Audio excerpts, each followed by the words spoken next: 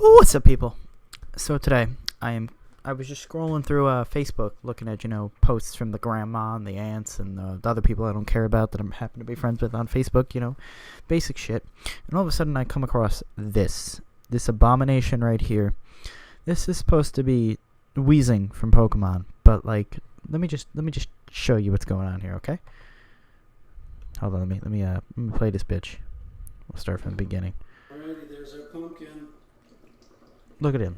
Do you hear that noise? It sounds like someone is taking endless bong hits from inside of this poor Wheezing, and he looks fucking miserable. Look at him. He's just like, kill me.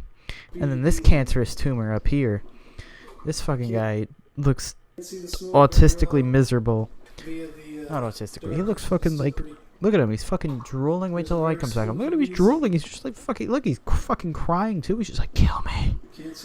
Kill me.